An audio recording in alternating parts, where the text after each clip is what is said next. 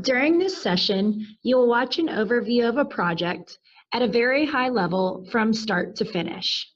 Displayed on your screen, you will see a flowchart that depicts the project lifecycle.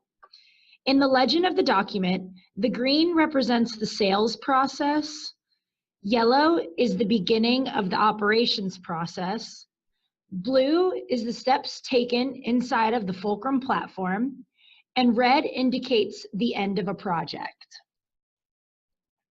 Step 1.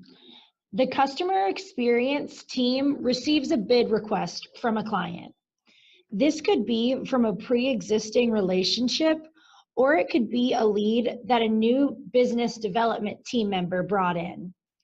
The bid is typically sent via email, and it includes the project specs, like the total sample size, incident rate, target, length of interview, project timeline, and any quotas or segments of a certain number of completes the client is looking for. Step 2. The bidder records this information inside of Salesforce as a new opportunity and provides our pricing back to the client. Adding this information in Salesforce allows us to record the data accurately and also report on it internally. Step 3. The client confirms the project is won and that we will be moving forward. Many times, the client is bidding against other agencies or companies to win this work with their client. This process could take a matter of minutes or even months, just depending on the client. Step 4. The CDA marks the opportunity in Salesforce as bid won, and the project is pushed through Slack. There is a Slack integration that automatically sends the bid details for a project manager and team leads to decide who will be running the project from an operations standpoint. This leads to step 5. The PSM claims the project in Slack, and the CDA creates an SOW. That stands for Statement of Work to the client for them to approve.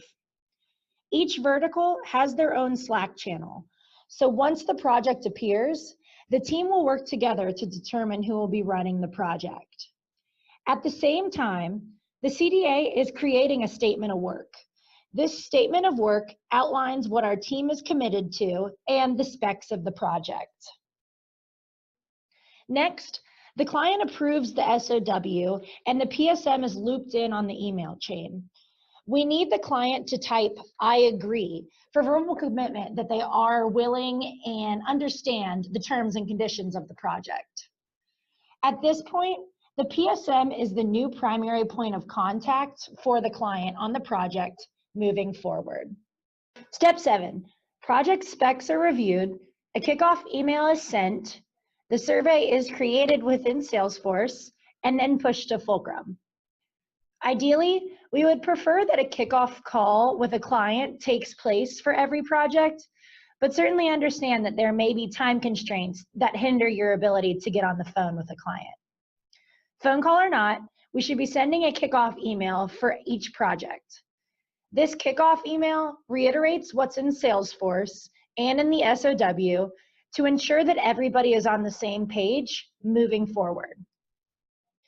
From there, you will create the study in Salesforce, and you'll do so by navigating to the opportunity and clicking the New button inside the survey section on the right-hand side. You will need to add the applicable information.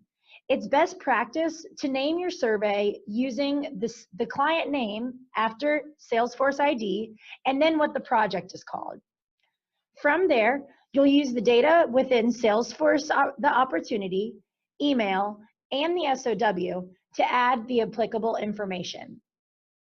Please note, if the client has not sent you the test links yet, you will still be able to complete these steps. It will help you save time later on in the process if you have them, but if they have not sent you the links, that's perfectly okay. So step 8, links are entered into the Fulcrum study. Once the survey links are received, you can put them in Fulcrum and append the RID variable. The next step is to test for a term and a complete.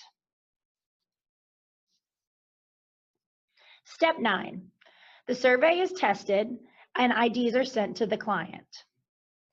The purpose of testing the IDs is to ensure that the redirects are working properly and that a terminate classified in Fulcrum is also a terminate classified on the client side.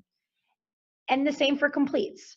We want to make sure that the completes captured in Fulcrum are also captured as completes on the client side.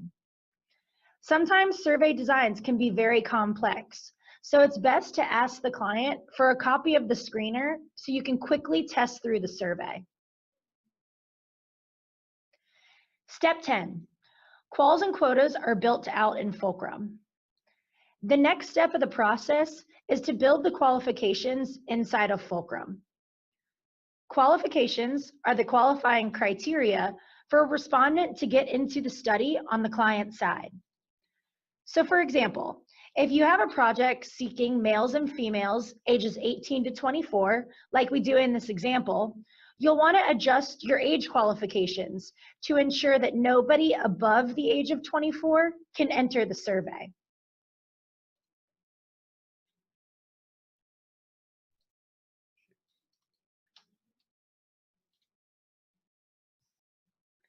Quotas are a subset group of completes that you're wanting to obtain. So for our example, the client is looking for 100 female completes and 100 male completes. This is typically the most common form of quota, and it can be set up on the quotas page inside of Fulcrum. Step 11, the client confirms that we're ready to soft launch and the project is set live. After the client reviews the IDs and confirms them, they will likely want to soft launch the study. The purpose of a soft launch is for the client to be able to ensure the programming is functioning properly before we fully launch. It's also a great way to preview exactly what we should expect once we full launch in regards to pacing. It is a best practice that we soft launch for 10% of the overall sample size. So for our example, we're looking for 200 total completes. Therefore, we're going to soft launch for 20 completes.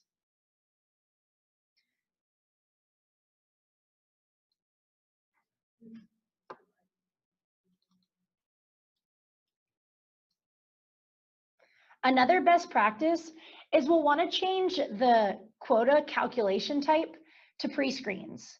This way, we avoid overfilling. Next step is step number 12, which is monitoring the process each day of fieldwork. This includes updating the client and adjusting Fulcrum as needed. This step is certainly the longest and most important part of being a project manager. During this phase of the project, you will check Fulcrum to ensure everything is running properly in regards to pacing and filling the quotas. You may need to troubleshoot if you're seeing any issues or you're falling behind a certain pace, or select groups of quotas are closing. You'll also want to keep your client in the loop on how the project is going along the way. It is our goal to provide at least 2 updates to a client each day. During your PSM training, you will learn about different troubleshooting techniques and tips in order to close out tough projects. So back to our example. We can see that the client wanted to soft launch for 20 completes. So inside of Fulcrum, we see that we have in fact reached those 21 completes. We'll update the client and let them know that we've reached the soft launch target and that they can review the data right now on their side and approve that we're ready to fully launch. Great. So in our example again, the client confirmed that we're ready to move forward with full launch. This is where that troubleshooting that we discussed will take place. Now fast forward.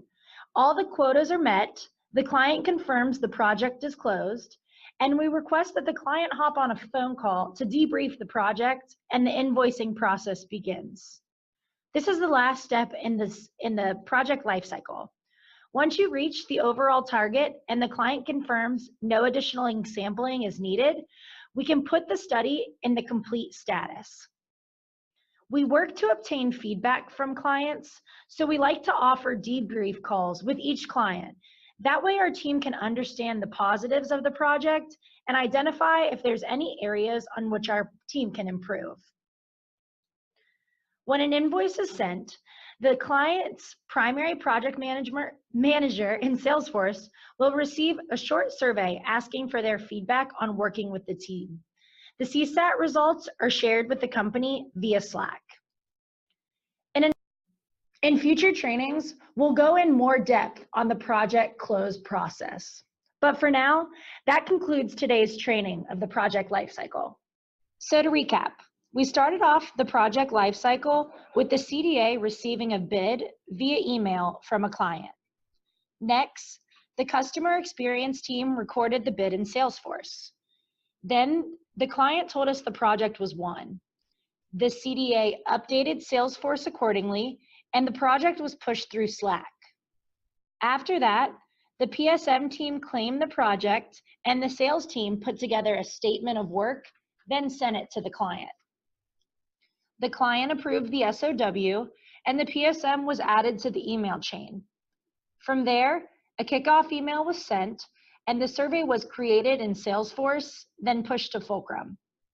The links were then entered and tested to ensure the redirects were working properly. After that, the qualifications and quotas were built in Fulcrum, and the client was ready to soft launch the project. We set it live and monitored the progress in field. Emails were sent to the client each day to keep them in the loop, and then we closed the project when all quotas were met. The final step was invoicing. That concludes today's training. If there's any questions at all, please don't hesitate to reach out to any other project managers for clarification.